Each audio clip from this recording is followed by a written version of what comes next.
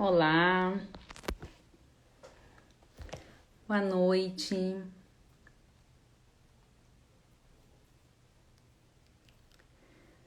Boa noite, são 8 horas. Oi, Andréia, Anderson. Oi, Érica, Michele. Boa noite, Franquinha, Érica, olha aí, Patrícia. Boa noite a todos os colegas, todos os advogados, as pessoas que vão prestigiar essa live com o colega Narbal. A Patrícia tá dizendo que vai ser show. Tomara, né, Patrícia? Com o Narbal eu tô muito bem acompanhada, né? Érica, a princípio é verde, mas há quem enxergue azul, né? Oi, Bea, boa noite. Reinaldo. Boa love, diz a Bea. Boa love, né? Olha quem entrou, nosso convidado, Narbal. Michele, boa noite. Vou chamar o nosso convidado. A Val. Né, Paty? Depende de quem vê. Doutor Eduardo Marcomin, advogado em Criciúma, sempre trabalha junto conosco ali, né, doutor? Nas empreitadas. A Karen, bem-vinda. Vou chamar o nosso convidado, então. A gente já pode iniciar. Vou localizar aqui. Encontrei.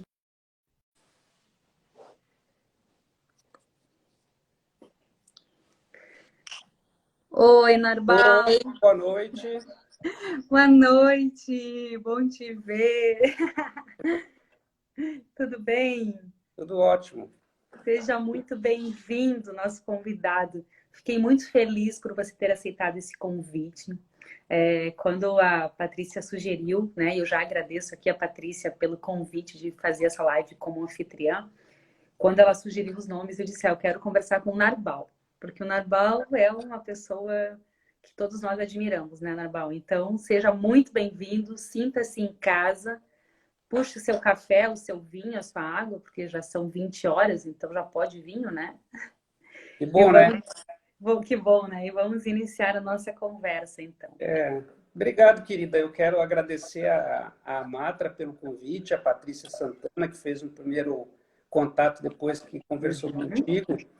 E eu me sinto muito feliz, né, por esse convite, dizer que esses elogios aí são só porque vocês são queridos e queridas amigas. Não tem Né? nada demais, não. É Você é muito bom. muito modesto, Narbal. Quando o Narbal me passou o currículo dele, eu disse, não é possível, ele é muito modesto. Narbal, eu vou te apresentar, então, para as pessoas te conhecerem melhor, embora dispense apresentações, né? E depois a gente dá, então, andamento à nossa conversa, tá bom? Ok. Então, vamos lá. O Narbal, ele é esposo da Sandra, pai da Maria Eduarda e do Otávio. A Maria Eduarda é médica, né? Uma médica muito bem sucedida, que eu sei. Fã do Elvis, já visitou a casa do Elvis em Memphis e é um incorrigível apaixonado por rock and roll. É verdade, Narbal? O juiz Narbal Antônio de Mendonça Filete é titular da segunda vara do trabalho de Tubarão. Atualmente exerce sua atividade como juiz convocado junto ao segundo grau, a segunda instância, e é mestre em ciências jurídicas, professor e um colega muitíssimo querido. Narbal, responsável, competente, técnico e um juiz muito firme. Estas foram as palavras que alguns colegas nossos trouxeram quando eu fui ter algumas conversas para tentar analisar o formato dessa nossa live. Então, vieram essas palavras de vários colegas, na verdade. Responsável, competente, técnico e um juiz muito firme. A Maria Beatriz, que é uma colega sua, né, de longa data, a juíza Maria Beatriz, ela disse que o Narbal teve sempre as suas varas muito organizadas e tem uma característica muito peculiar, que é o uso corretíssimo do vernáculo, uma paixão pelo vernáculo. E definiu o Narbal como sendo um juiz raiz. que você acha disso, Narbal? Você é um juiz raiz? A gente já pode começar a live com a sua apresentação e com um pouco do teu histórico como juiz. Uhum. Eu estou dizendo, são todos amigos, né? Ficam fazendo elogios aí, né? Realmente eu gosto muito de rock e sempre que posso me refugio no rock. Meu filho é um fã de banda de heavy metal e tal, e a gente se diverte bastante. Eu tenho uma família muito bacana, muito querida, minha esposa sempre do meu lado. A Maria Eduarda é médica há 2 anos, fazendo residência em neurologia, é um orgulho, né? Espero que o irmão siga os passos dela na medicina, porque é uma função muito gratificante, ainda mais nessa época de pandemia.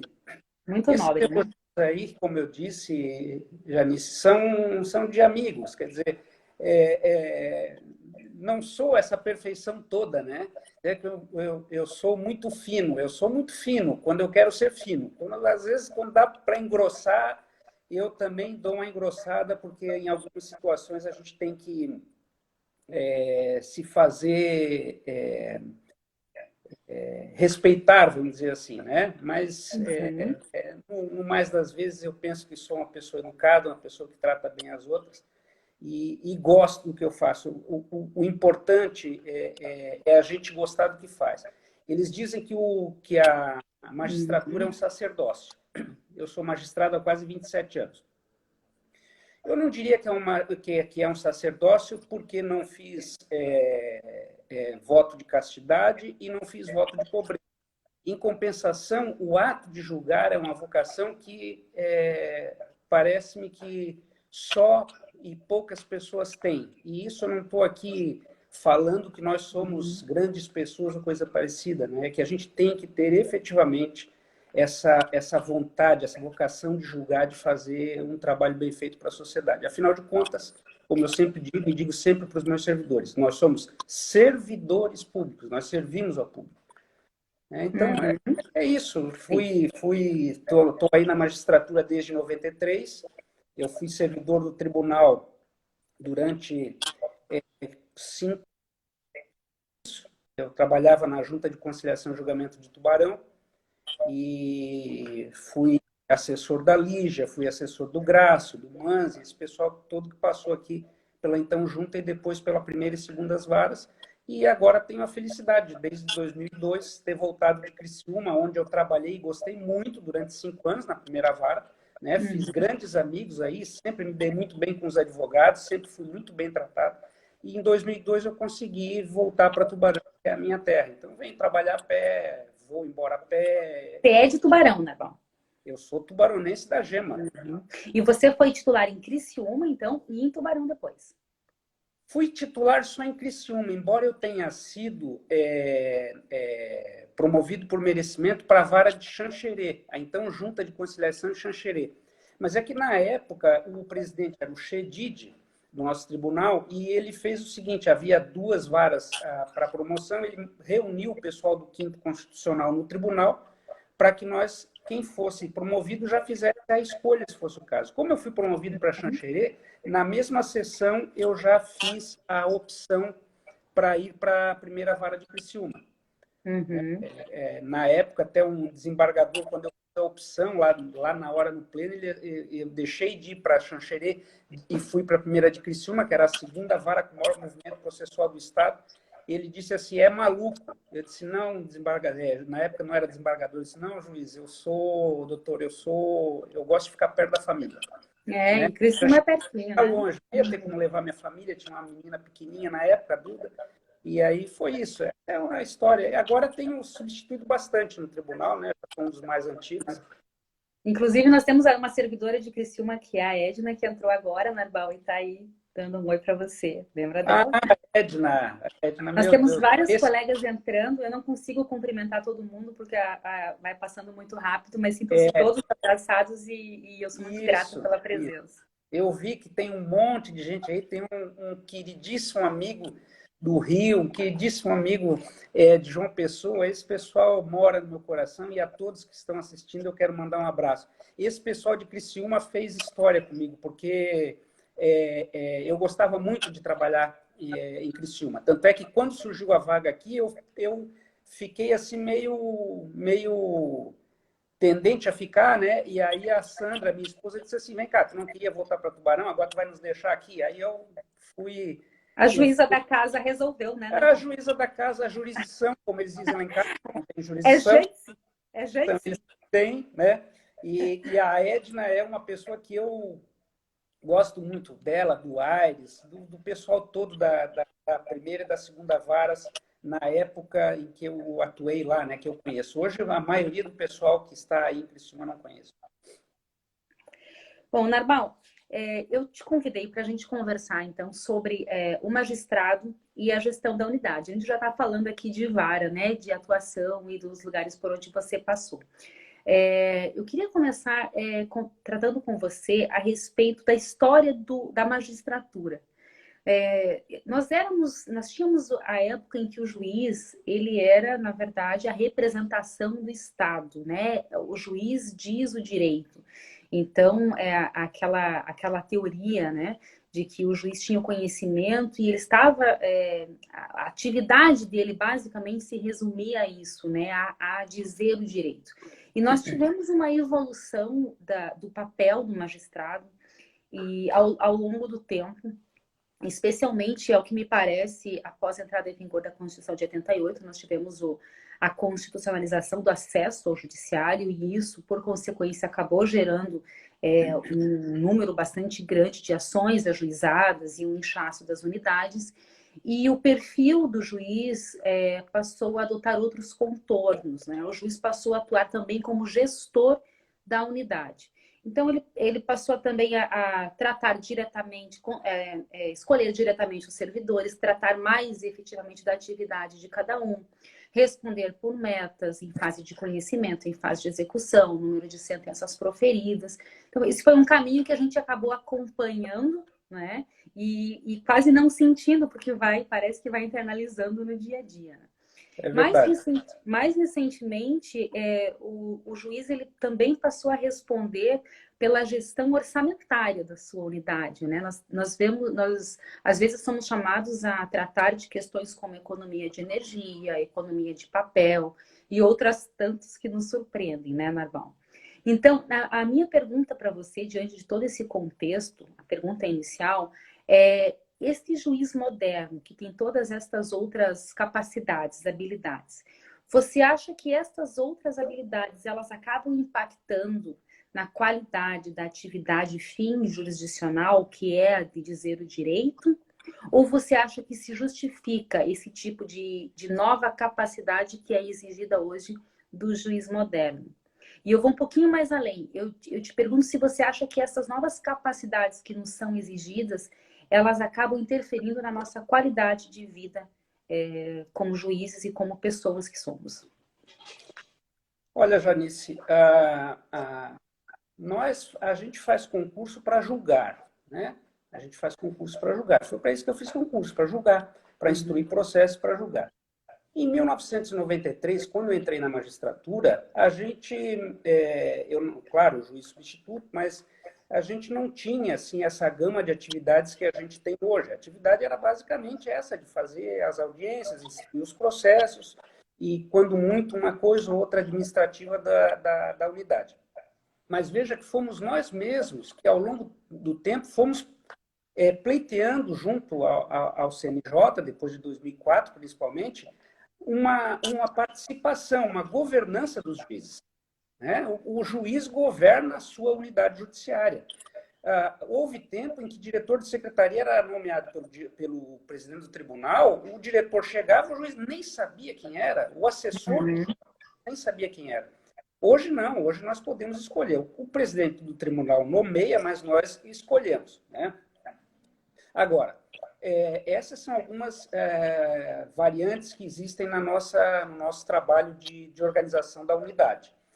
O problema é que acontece, hoje em dia existem, aliás, muitos convênios, muitas outras atividades, muitas comissões, muitas metas, essas coisas todas que impactam na nossa vida.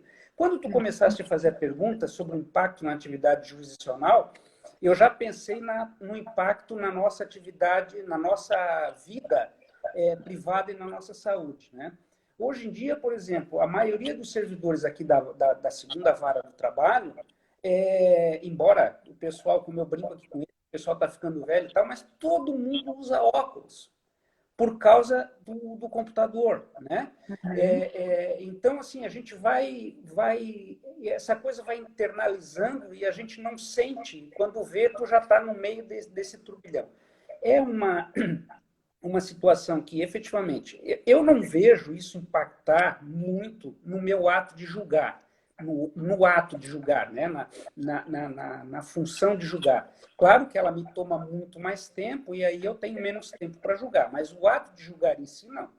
Agora, tem várias coisas que eu estou há muito tempo no tribunal, eu chego aqui na unidade, o diretor diz, olha, doutor, tem que fazer não sei o quê, fazer isso, fazer aquilo, a comissão disso, a comissão daquilo. Eu nem estou sabendo, porque como eu digo, eu não consigo servir a dois senhores ao mesmo tempo. Ficar muito tempo no tribunal como eu estou, né, e ficar administrando a vara. Embora eu nunca perca, eu estou sempre... Hoje, inclusive, eu estou fazendo essa live aqui, porque em casa minha filha está de férias, trouxe a cachorra dela, e aí são duas cachorras em casa brincando, não ia dar. Não tem como fazer.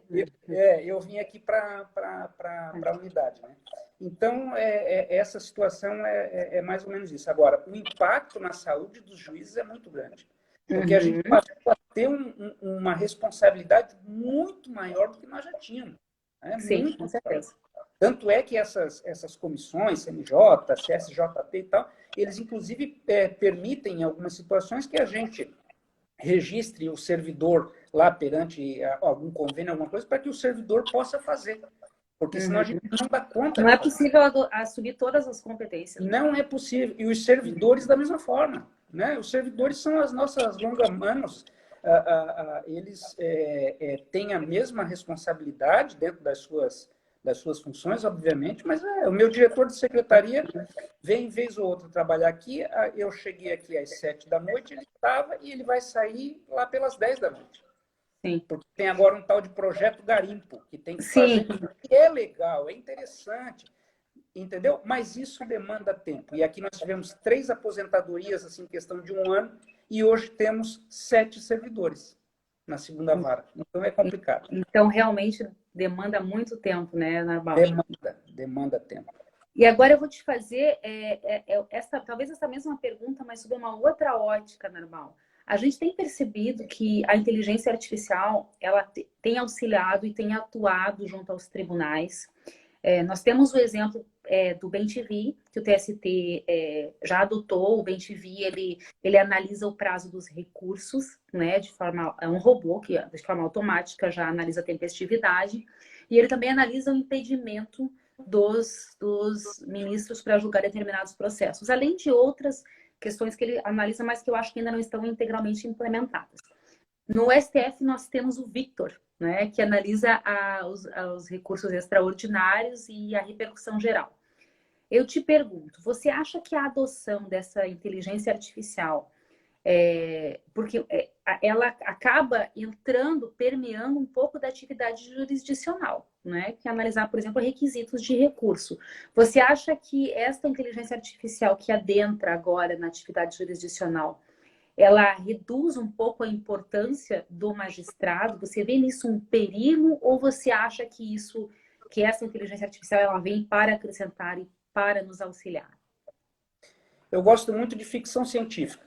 Né? Existe um filme do Isaac Asimov, um livro que se chama Eu, Robô, né? Com Will Smith.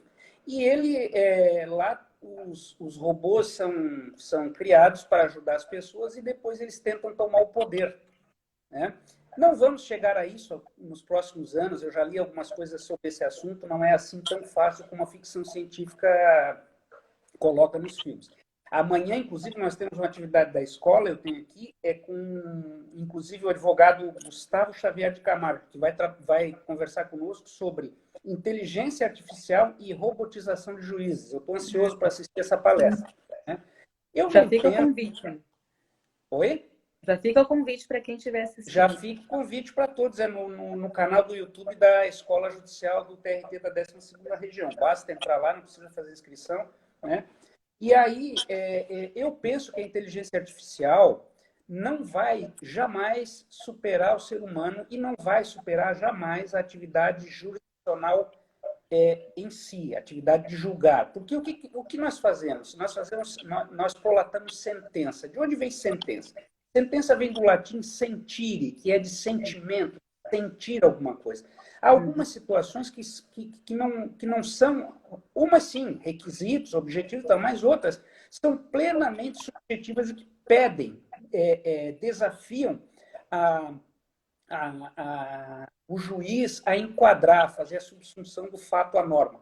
Né? Então, eu acredito que essas máquinas de inteligência artificial, elas vão nos ajudar nessa atividade, inclusive preparatória, de requisitos de recurso, por exemplo, requisitos para embargo declaratório, requisitos de defesa, de juntada de defesa, de contestação. Agora, não penso que... Bom, se isso acontecer, nós podemos fechar o planeta e jogar a chave fora e ir embora, porque...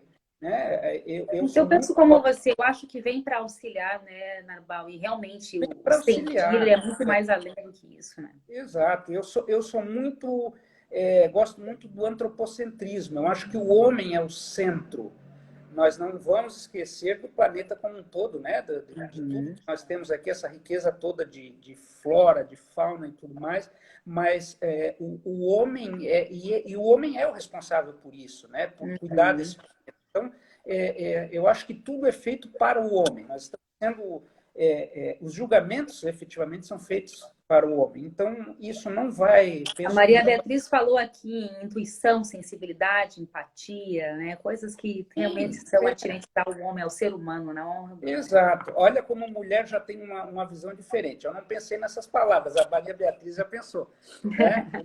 A sensibilidade da mulher no julgamento, né? Então, às vezes, a minha mulher é advogada. Então, às vezes, a gente começa a conversar na hora do café, na hora do almoço, conversa alguma coisa, embora os filhos não gostem muito, a gente conversa e eu falo de alguma coisa, um caso, ela, outra. E assim, como a perspectiva da mulher é diferente da perspectiva do homem. Uma não é errada e a outra não é só certa. Mas é uma complementação, né, Narbal? É uma complementação que a máquina não vai ter. E exatamente. Isso jamais vai, né, vai superar, penso eu. Narbal, vamos para dentro das unidades judiciárias, então, agora que a gente já falou um pouquinho das questões um pouco mais que abrange todos nós, né? Eu gostaria de tratar com você da relação entre juízes titulares e juízes substitutos. Nós sabemos que, em tese, a administração da vara ela é de responsabilidade do juiz titular ou do juiz substituto no exercício da titularidade, né, em situações de férias, licença e etc. Por outro lado, nós temos a independência funcional dos magistrados, né, tanto do titular quanto do substituto. De que forma que você vê a possibilidade de compatibilizar esses entendimentos quando eles são antagônicos dentro de uma mesma unidade, a fim de que isso não prejudique a unidade, ou seja, decisões conflitantes entre juízes titulares e substitutos. Como você acha que é possível resolver isso? E vou mais além, a gente tem algumas unidades que com muito sucesso têm implantado a sistemática de divisão impar e ímpar, né? Em Criciúma nós temos esse sistema e ele é muito bom. O que você acha dessa divisão de par e ímpar, então, entre juízes, substitutos e titulares também, como uma forma viável de minimizar essas dificuldades que possam surgir? Eu tenho uma palavra para definir o relacionamento do juiz titular com o juiz substituto. Essa palavra é casamento. É um casamento. Né? Às vezes a gente fica anos com o juiz substituto, e eu fiquei anos como juiz,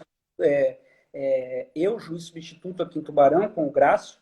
Fiquei pouco tempo com a Lígia, mas fiquei muito tempo com o Grácio, como substituto dele, e sempre nos demos muito bem. Sempre a relação do juiz titular com o juiz substituto é de caminhar juntos, né? Então, é um casamento. A questão jurisdicional, o tema jurisdicional realmente fica difícil. Às vezes o sujeito tem um entendimento A e tu tens um entendimento B. Essas situações, eu acho que elas devem ser preservadas, devem ser respeitadas, porque cada um tem o seu posicionamento, né? A administração da vara, por outro lado, cabe, em princípio, ao juiz titular, mas falo da minha experiência. Eu sempre dividi a administração da unidade. Claro, tem alguma coisa, algum assunto outro de servidor, que é o juiz titular que decide. Mas eu sempre, questão de pauta, questão de despacho, de divisão, isso tudo sempre fiz de forma junto com o juiz substituto. Democrática. Né? Exatamente, essa é a palavra, de forma democrática, né? E sempre dividindo. Eu tive até uma juíza substituta, não vou dizer o nome, porque senão... que ela disse assim, meu Deus, mas contigo é tudo divididinho, né? Eu digo, tudo divididinho, para que depois eu não diga que tu estás trabalhando mais do que eu e para que tu não digas que eu estou trabalhando mais do que tu. Né? Então, dividir execução, embargo execução... Aí você acha que é uma boa alternativa? Essa coisa toda. Essa divisão do par e ímpar, eu já vi, como participei da Anamatra, da diretoria da Anamatra, e a gente viu muito isso lá, eu não sei te dizer até que ponto é bom, porque eu nunca fiz isso. Quando eu pensei em fazer isso, eu comecei a ficar muito no tribunal, que foi em 2014, 2015. Então, nunca participei dessa divisão. Né? A gente divide pauta, divide despacho, divide decisão e execução e assim por diante. Agora, eu penso, vou falar de uma coisa que eu não fiz na prática. Eu penso que isso é mais democrático. Né? Acho que é interessante. Muito justo, né, Barnabal? E eu acho que é muito bom para o juiz substituto também, porque a gente acaba, eu sou substituta, né? A gente acaba aprendendo, acaba entrando efetivamente na unidade judiciária e aprendendo, porque de uma hora para outra, não tanto de uma hora para outra, porque a carreira de substituto é longa, mas quando você se torna titular, você tem todo aquele, né, colchão de conhecimento para colocar em prática que veio dessa divisão, né? Era o que eu tirar as palavras da minha boca. Eu ia dizer, a carreira de juiz hoje é muito longa, de juiz substituto.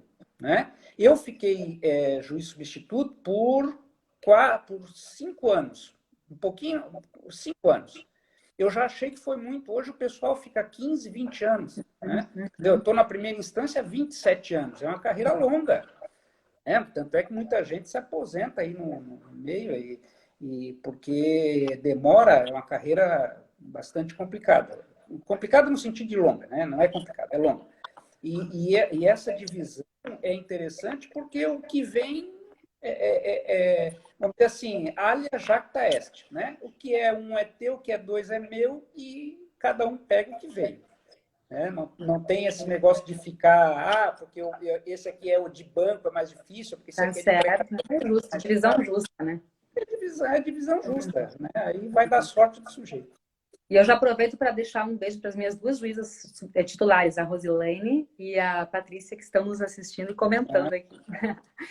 Narbal, recentemente a Corregedoria encaminhou para nós, juízes, um e-mail com um link, onde nós podemos, a partir de então, acessar este link e ter acesso ao acompanhamento dos processos que estão em cargo conosco. Acesso aos nossos prazos, né, o que está vencido, quanto tempo está vencido. Por meio deste link, eu consigo acessar os meus números, mas eu consigo acessar também os números de todos os magistrados do tribunal, desde que eu não coloque um filtro, né? Basta eu não colocar o filtro. A minha pergunta para você é no seguinte sentido: você acha que esta prática ela é adequada? Ou você acha que essa prática da corregedoria ela acaba sendo similar a muitas outras adotadas por alguns empregadores, né? Que nós, inclusive, acabamos julgando, disposição de metas com cumprimento ou não, disposição pública de metas dos empregados, né? Qual é a tua opinião a respeito essa novidade que surgiu aqui no nosso tribunal recentemente? É uma novidade interessante, né? A desembargadora Marildo colocou lá, interessante porque a gente pode acompanhar isso e às vezes nos dá até um empurrão, né? A gente vê a situação e diz, opa, preciso melhorar um pouquinho, coisa parecida. Embora todo mundo trabalhe além da sua conta sempre, né? É muito trabalho. A minha preocupação, Janice, não é com o público interno. O público interno conhece o público interno sabe mais ou menos o que está ocorrendo com o juiz. Nós somos um tribunal médio, um tribunal que todos se conhecem, né? O meu problema é, eventualmente, isso para fora. Por quê? Porque dados estatísticos são números frios. E como são números frios, a análise também é fria. Né? Então, quando vejo lá, eu pegava a minha estatística e via assim, eu publiquei agora em março 3 sentenças. Aí se pega isso lá no público externo, diz assim, mas que juiz preguiçoso. Ele prolatou 3 sentenças, mas eu estou substituindo no tribunal. E lá eu publiquei 120 acórdãos. Isso não aparece. Então, isso não aparece. Não aparece uma situação de doença na família, não aparece uma situação de doença com o próprio magistrado. Né? Então, isso para o público externo eu acho meio complicado. Por outro lado, também a gente tem que ver o seguinte, né? Os dados devem ser públicos, porque a população pode acompanhar o nosso trabalho, deve acompanhar o nosso trabalho. Dizer que isso geraria compensação por dano moral, que seria uma atitude que venha ferir o nosso sentimento, a mim não fere. A mim não fere. Mas como nesse campo de danos morais, cada um é cada um, né? Cada um sente a sua dor, né? Cada um sente a sua dor, cada um sabe onde está apertando o seu calo. Né? Então, eu diria que para alguns sim, para outros não. É o que a gente vê aí nesses processos, como tu bem falaste, né? Em que a pessoa pede um dano moral porque o sujeito olhou atravessado. Né? Olhou atravessado. Para outras pessoas, isso não... Né? O chamar alguém numa obra, por exemplo, por um nome mais pesado, não é a mesma coisa que chamar num escritório. Eu não estou fazendo aqui distinção de pessoas, mas é a vivência, né, das pessoas no trabalho. Então, eu penso que, a princípio, é interessante, fico preocupado com a externalização desses dados. Né? Você falou do dano moral, eu me lembrei agora que, como eu atuo em Criciúma, há um tempo nós fomos conhecer uma mina, né? Foi até uma iniciativa da colega Indira. E nós descobrimos que no âmbito, dentro do núcleo dos mineiros, eles só se conhecem por apelidos. E os apelidos são os mais diversos possíveis, então se conhecem pelos nomes. E é muito interessante isso, porque em qualquer outro ambiente, aqueles apelidos poderiam gerar reflexos assim e danos morais, certamente, né? Mas no núcleo deles é muito tradicional, eles têm que ter um apelido. E quando eles vêm para audiência, nós temos que chamar pelo apelido, porque eles não se conhecem pelos nomes originais. Você trabalhou em Criciúma, deve saber bem disso, né? Deve conhecer bem. Em 97, eu acho que foi 97 ou 98, eu não me lembro, nós baixamos uma mina. Eu, o Erno Blume, a Neuzeli e a Mirna. Né? E quando nós entramos na gaiola, botamos aquele paramento todo, entramos na gaiola, o engenheiro assim, nós precisamos dar um apelido para vocês, porque aqui na Mirna, na mina, todo mundo tem apelido. Aí eu olhei bem para a cara dele, eu era diretor do foro, né? Eu olhei bem para a cara dele e disse assim, se o senhor botar um apelido aqui, vai sair preso dessa gaiola. Obviamente brincando, né? E aí não botaram apelido. Mas eu fico imaginando qual foi o apelido que colocaram em mim sem eu saber. Com esse tamanho que eu tenho, né? Qual foi o apelido que botaram? Eu não vou correr o risco, né, Val? Eu e a Neuzeli. Até eles diziam, quando eu era titular lá da primeira vara, e a Neuzeli era a substituta, a minha substituta, que a nossa vara era a vara de pequenas causas. Olha só. Essa história eu contei quando a Bea fez uma live comigo, essa da mina e da vara de pequenas causas. Ótimo, muito bom. Bom, Narbal, eu tenho uma outra questão que eu queria tratar com você. A gente está desde o dia 17 ou 18 de março, salvo engano, em isolamento, né? Então, começamos a trabalhar em casa, suspendemos as audiências, iniciamos os trabalhos internos, foram expedidos muitos alvarás, a produtividade interna da secretaria foi muito alta, muitos pedidos de tutela, tivemos legislações da noite para o dia, literalmente, quase que diariamente, e nós tínhamos que nos atualizar, e passamos por um momento de muita turbulência. Na sequência, nós entramos com as audiências de conciliações, devidamente regulamentadas pelo CNJ, pelo TST, pela Corregedoria, e mais recentemente as audiências de instrução processual pelo ato 11 da Corregedoria e nossa portaria também é 98. Então, estamos aí tratando das audiências, realizando audiências de instrução processual, com êxito, se comparado inclusive ao restante do país, com números bastante altos. E nós fazemos as gravações dos depoimentos por vídeo, né? Ficam gravadas em vídeo. Adotamos ainda a prática, que inclusive foi incluído um dispositivo no ato da Corregedoria para que fosse feita dessa forma, que é a prática de minutagem, onde a gente coloca o tema e o minuto que está se referindo àquele tema, né? Para facilitar, inclusive, para fazer a sentença e para o segundo grau também. A minha pergunta para você é nesse sentido. Atuando no segundo grau, qual que é a sua opinião a respeito de um julgamento de um recurso que passou por este tipo de instrução processual por videoconferência e que tem esta minutagem na ata de audiência? Você está vendo alguma dificuldade para julgar esses recursos, Fabão? Olha, Janice, eu penso que essas audiências telepresenciais vieram para ficar.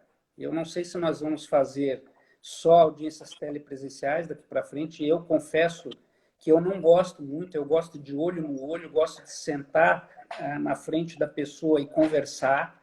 Não gosto de esse distanciamento. É legal porque para aquilo que está fazendo agora, para aquilo que as escolas estão fazendo, democratiza o ensino, né? Nas escolas judiciais, digo. Né? Eu não vejo, mas, por outro lado, eu não vejo que a gente vai deixar de fazer essas audiências. Aliás, antes já podia até se fazer carta precatória por esse meio. Né? Eu peguei raros processos assim. Peguei já há muito tempo de processo do Paraná, onde eles já faziam esse tipo de minutagem, né? E aqui peguei apenas um processo. Realmente, no segundo grau é mais trabalhoso. No primeiro grau é ótimo, né? Gravou ali e tal. Se fizer a minutagem, eu não vejo grande problema. Vai dar mais trabalho? Uhum. Exato. Vai dar mais trabalho? Vai. Fazer na ata de audiência e ir colocando a minutagem, por exemplo, lá, desvio de equiparação salarial. Né? Eu faço assim nas minhas atas de audiências presenciais, que eu vou fazer a instrução e aí eu coloco lá.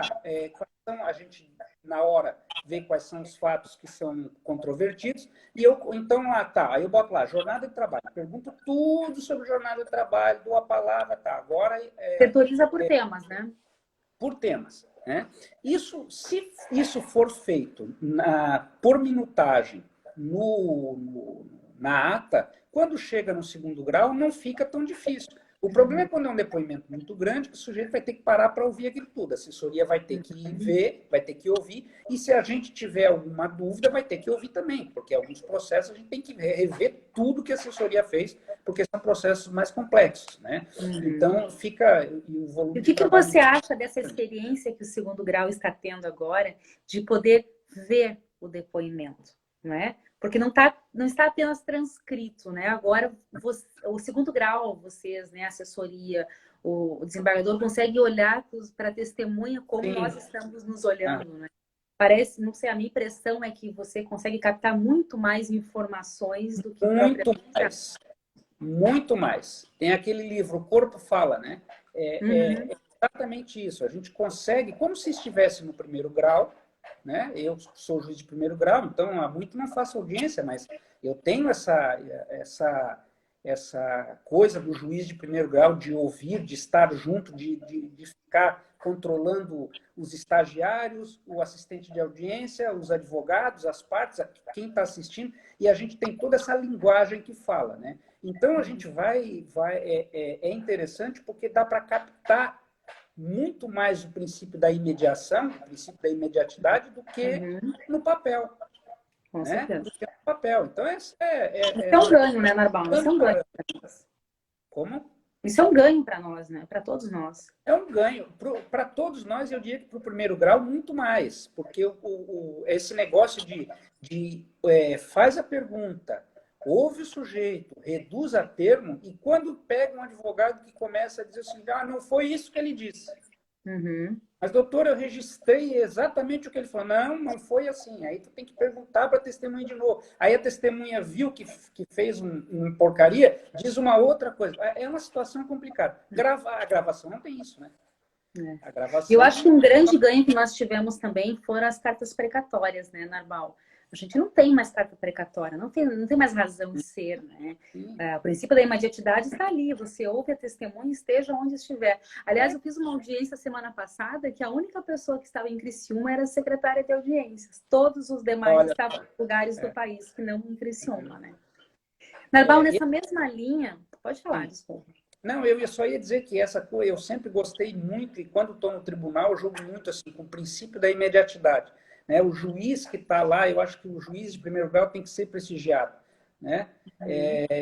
E aí o princípio da imediação ou imediatidade é isso. Né? Ele está lá junto, ele viu. Tanto é que quando eu ouço a testemunha aqui no primeiro grau, eu costumo às vezes colocar, a testemunha se sentiu, ficou nervosa, gesticulou e tal, que é para tentar lá no segundo grau o desembargador ver o que aconteceu na audiência. Né? E agora, então, com essas cartas precatórias, ou às vezes vai ouvir lá na Bahia, quando volta esse negócio, quer ver quando era de papel, né? Quando nós tínhamos autos físicos, hoje em dia... E não é a mesma apreciação, né? A gente tem... Eu confesso, não é a mesma forma, você não consegue apreciar da mesma forma, né? Não é a mesma coisa. Nessa mesma linha, Narbal, a gente teve agora com o rito emergencial, com essa alteração, isolamento, né? A entrada em vigor do rito emergencial, que nós estamos chamando de rito emergencial. Aquele procedimento que não tem mais audiência inicial, o reclamado apresenta testemunha, apresenta a contestação em secretaria, e aí já rola as testemunhas se tiver audiência ou não. Então, este rito emergencial, ele acabou otimizando o tempo do processo, né? Porque agora os processos vão direto para audiência de instrução ou então uma audiência de conciliação anterior, se o juiz achar que é viável. Por outro lado, nós tivemos notícia agora recentemente de que algumas sentenças têm sido anuladas porque a primeira audiência foi de conciliação no Sejusc, e a nulidade foi em razão disso, porque não teve a audiência de conciliação tradicional da CLT, assim como não tem hoje pelo rito emergencial a audiência inicial. Qual é a sua opinião a respeito dessa divergência, né? Porque a gente adota um procedimento no primeiro grau, baseado inclusive em atos, e eventualmente os procedimentos eles acabam sendo anulados no segundo grau. O que você pensa sobre isso? Olha, Janice, eu não vou comentar decisões dos colegas, né? Obviamente falarei por mim. Eu não vejo essas nulidades, a não ser que haja alguma coisa, não só com relação à realização, já anulei processo, assim como relator, mas em que não houve efetivamente a realização da audiência no Sejusc, que foi um problema que houve lá e tal, mas... há muitos anos eu já usava em Criciúma, olha só, em Criciúma, onde eu fiquei até 2002, o José Xavier era o meu diretor de secretaria. Nós dizíamos assim, não é possível que o banco tal nunca faz acordo e os caras saem de Porto Alegre para vir aqui fazer uma audiência, que eu chego lá, faço igual o Papa, né? Dou uma benzinha no sujeito e é isso. Não tem acordo, embora, né? Eu achava aquilo assim um perigo, inclusive, na 101, porque como eu morava em Tubarão na época e ia para Criciúma, ficava muito preocupado com aquele negócio. Só que aconteceu o seguinte, a gente começou a fazer esse sistema, que hoje faz, do emergencial, e aí o próprio banco pediu a nulidade, o tribunal na época anulou, mas isso foi na década de 90. Hoje eu não vejo essa razão para isso, se foi por ser justo, se isso tá dentro dos parâmetros desses atos todos do CSJT, do CNJ, porque não há prejuízo. E nós só vamos anular processo quando houver prejuízo. Né? Então, se foi feita a audiência, a parte teve o prazo para ir lá, né? Para uma audiência de conciliação, para apresentar a defesa, então não faz. É um pouco caso com a justiça, muitas vezes, né? Com o judiciário. Então, eu não vejo como anular. Agora, claro que há algumas nuances aqui ou ali que pode ter ocasionado. Deve observar para não ocasionar nulidade. Observar e você acha, Narbal, que esses procedimentos do rito emergencial, eles vêm para ficar? Ou você acha que quando a gente retornar à atividade, ao novo normal, né? Não vou nem dizer ao normal, a gente tende a voltar, então, ao formato anterior? Qual é a sua opinião sobre isso? Se eu tivesse um poder de voto, nesse caso, eu gostaria que permanecesse. Porque a economia de tudo, né? A economia para que fazer audiência inicial, né? Se vai para o Sejusc, para os Sejusques, aí tudo bem, né? Se tenta conciliação, já se amarra alguma coisa lá e tal. Mas se não, tem que fazer uma audiência inicial, para depois fazer, que a gente sabe que não vai sair acordo. Tem empresas que não fazem acordo. Então não adianta colocar isso para tentar, o cara vai lá, o ex-empregado sai do seu lugar, da sua casa, o advogado sai, o advogado da parte contrária, o preposto sai. Olha o gasto que isso dá. Né? Fora o gasto para a justiça, para o Poder Judiciário, que isso tudo é gasto. É tempo de juiz, é tempo de servidor, é tudo. Né? Risco, imagina, né? Também risco. Você bem falou do risco, né? O risco. Quantas milhares de audiências não são feitas por dia, não eram feitas por dia antes da pandemia, de audiências iniciais, que a gente podia poupar isso. Né? Às vezes, autarquias, né? O próprio Estado, municípios que não fazem acordo. Aqui em Tubarão, a gente tinha muitas ações, o município de Tubarão não faz acordo. Começamos a fazer esse tipo de sistema já faz muito tempo e sempre deu certo. O município nunca levantou qualquer nulidade, porque para eles é bom também. Né? Esse procedimento ele acaba nos possibilitando, pelo menos eu percebi isso, tratar o processo de uma forma mais artesanal, né? Normal, porque agora a gente vai saneando, fixando pontos controvertidos, fazendo a negociação processual do artigo 190. Parece que o processo ele é mais um por um, né? Não é mais... Porque antes ia tudo para audiência, né? Era uma prática, uma praxis nossa. Alguns colegas defendem, eu já vi isso, que esse acordo entre as partes e o juiz, essa figura que apareceu agora com o novo CPC, né, não se aplica ao processo do trabalho. Eu entendo que se aplica. Ele não vai se aplicar, né, quando for em detrimento de algum princípio, de alguma regra específica que não. Agora, quando não, nós queremos suspender o feito por 6 meses, suspende. Nós queremos ouvir a testemunha daqui 3 meses. Se as partes querem, não é o judiciário. E o artigo 190 fala, né, bem claro, que são direitos disponíveis relacionados ao procedimento do processo. Né? O procedimento. Né? E aí a gente faz sempre em observância esses princípios e é uma coisa que vai facilitar a vida de todo mundo. Narbal, vou mudar um pouquinho de assunto, então vou falar sobre servidores.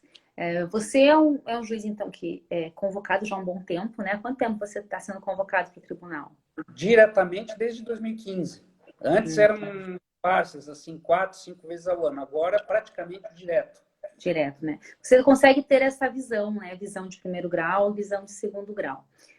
Na sua opinião, considerando essa nova realidade, né? De trabalho, teletrabalho, que agora nós estamos todos fazendo.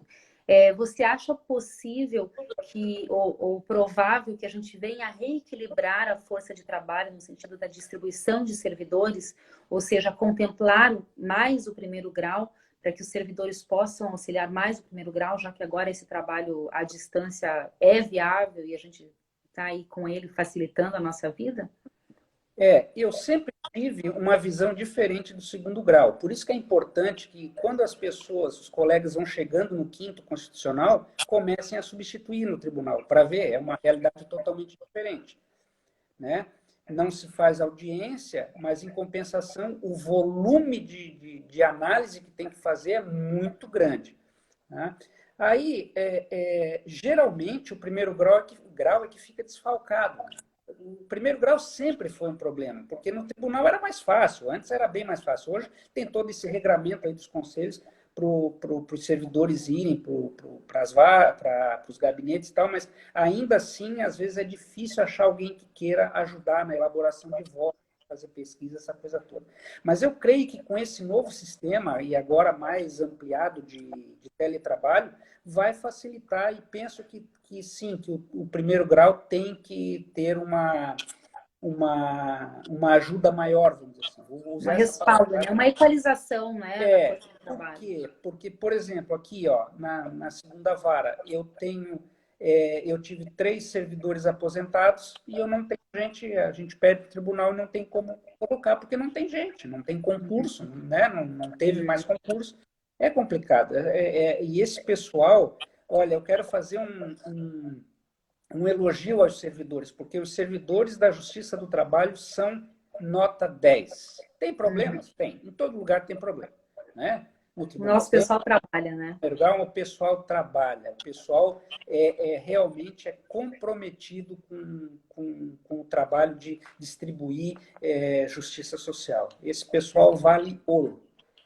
A Maria Beatriz está dizendo aqui que o juiz no primeiro grau não poderia ter um assessor só. É verdade, a gente tem um volume muito grande de sentenças, né, no primeiro grau também. Hoje em dia, não, e o problema é que a sentença como eu digo, é a escavação do processo. No segundo grau, ele já chega mais ou menos pronto. Né? Claro que tem processo que mas assim, ele já chega com uma posição, com um julgamento. Tal. No primeiro grau, é toda aquela escavação que se faz para chegar até a sentença. Né? E é importante, me lembro quando tinha um assessor para 2 juízes. Né? Aqui, o Tubarão foi, quando vim para cá em 2002, era assim, não tinha para juiz substituto. E eu acho, então, que os juízes titulares e substitutos poderiam ter mais gente num gabinete, ou fazer um gabinete por vara, vamos dizer assim, que atendesse aos 2 juízes, mas com mais gente, né, que pudesse nos auxiliar mais também nas questões de execução, de destrinchar mais o processo, porque também não adianta fazer aquele despacho, que eu digo que é o despacho bumerangue, né, que é aquele despacho assim, diga a parte contrária. Diga a parte contrária. Não. Despacho ao, né? Ao autor, ao réu. Exato. Eu aprendi com o meu diretor de secretaria, o José, que ele dizia assim, doutor, vou perder mais um dia nesse processo aqui, mas a gente vai dar um rumo. Eu digo, é por aí. E hoje o Bernardo, que é o meu anjo da guarda aqui, meu diretor aqui em Tubarão, é a mesma coisa. Para, estuda o processo, dá todo aquele andamento que não precisa, sabe? Vai e volta, que aquilo é um tempo perdido, né? Falando em diretor, Narbal, quais são as qualidades que você acha que um diretor precisa ter para deixar a vara organizada como as varas pelas quais você passa, que já os colegas disseram aqui, você sempre deixa organizadinho? Eu sempre fui muito chato com organização física da coisa, né? Você é virginiano, né, Narbal? É como eu. Não, eu sou leonino. A Beatriz disse que você era virginiano, Narbal. Não, eu sou leonino com ascendente em touro. Segundo me disseram uma vez, fizeram uma análise disso, disseram que é um negócio meio complicado, né? Leonino com ascendente em touro. Mas eu gosto muito de organização. O Grácio ria muito quando eu era substituto, porque ele bota assim, tem um clipezinho de uma cor num coisinho, um clipezinho do outro na outra. Eu digo, mas eu gosto de organização. Ter um pouco de desorganização é bom também. Mas, assim, o diretor, primeiro, tem que ser uma pessoa organizada. Segundo, tem que ser uma pessoa comprometida com o trabalho. Terceiro, tem que ser uma pessoa que goste de se atualizar. Uma pessoa, quarto, com capacidade. E uma outra coisa que é importante, é saber gerir pessoas. Porque se não souber gerir pessoas, se for uma pessoa atabalhoada, se for uma pessoa intempestiva, se for uma pessoa sem um pouco de paciência, não vai. Não vai. Então, o diretor precisa precisa ser esse super-homem, vamos dizer assim, essa super-mulher. Né? E aqui no estado de Santa Catarina, eu passei em várias unidades, quando o juiz substituto, e eu via que tinha muita gente capacitada nesse sentido assim, fui aprendendo, o dia que eu for diretor, eu quero uma pessoa assim, quero uma pessoa assada. E tive sorte. Eu tive sorte, porque em Criciúma, meu diretor de secretaria foi o João Farias, primeiro, depois ele saiu, porque teve uns problemas, preferiu sair. Ficou o José Andrade Xavier, que já se aposentou, né? Mas era uma pessoa que tinha assim, uma linha muito afinada comigo. E depois, quando ele se aposentou, ficou o Bernardo Guez, aqui em Tubarão, que também é afinadíssimo comigo. O alemão é trabalhador, que é uma coisa de louco. Resolve tudo lá, Narbal. Resolve. E eu sempre digo para eles, brincando assim, se vocês me trouxerem um problema, já tragam 2 soluções, para eu escolher qual é a melhor. Né? Eu escolho, mas vocês têm que trazer as 2 soluções. Narbal, o nosso tempo passa voando, né? Passa muito rápido. Eu vou te fazer uma última pergunta, vou pedir para você falar para nós aqui O que que você acha que a pandemia te trouxe de positivo?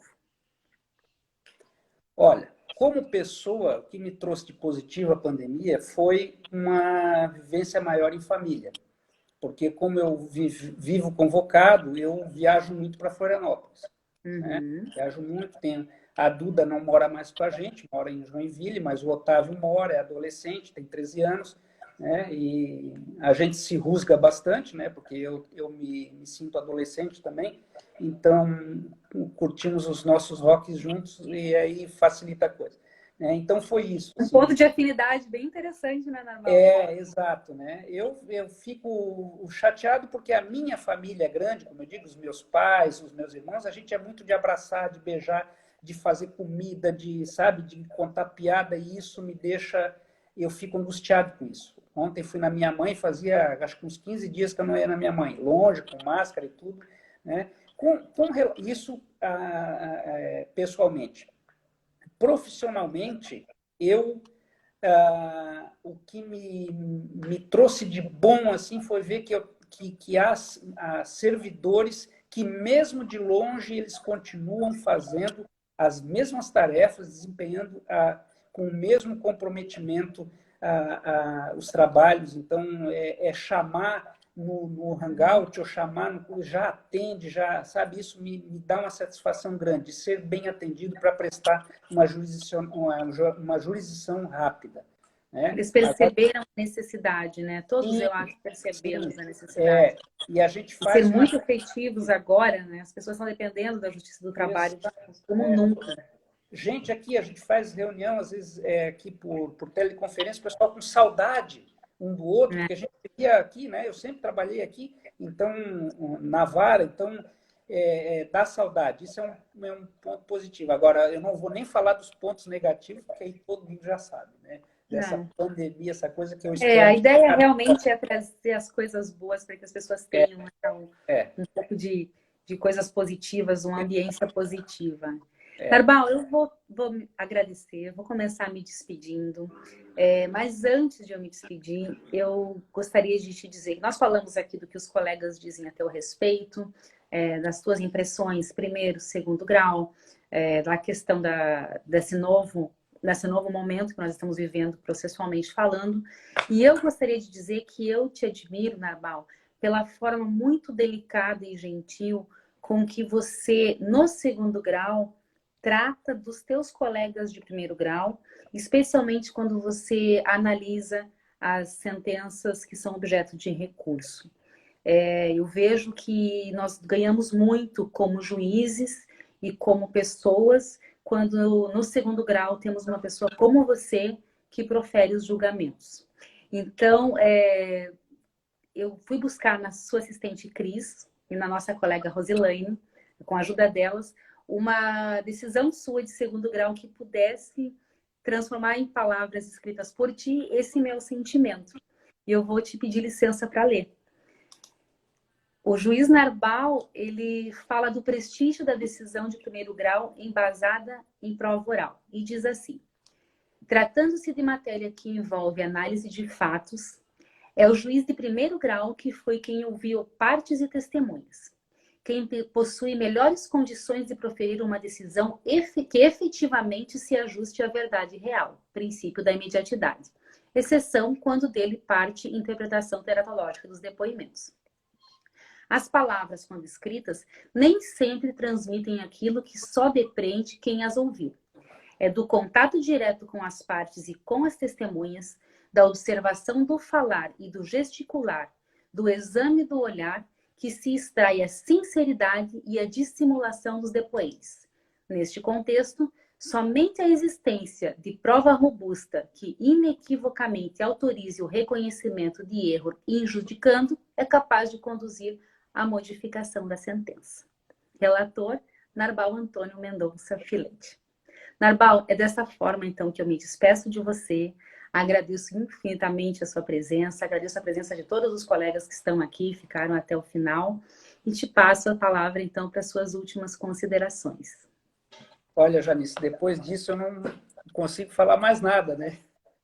Olha, obrigado pelo convite, obrigado a Matra, né? E especialmente a ti que pediu para fazer, que me escolheu para fazer essa live.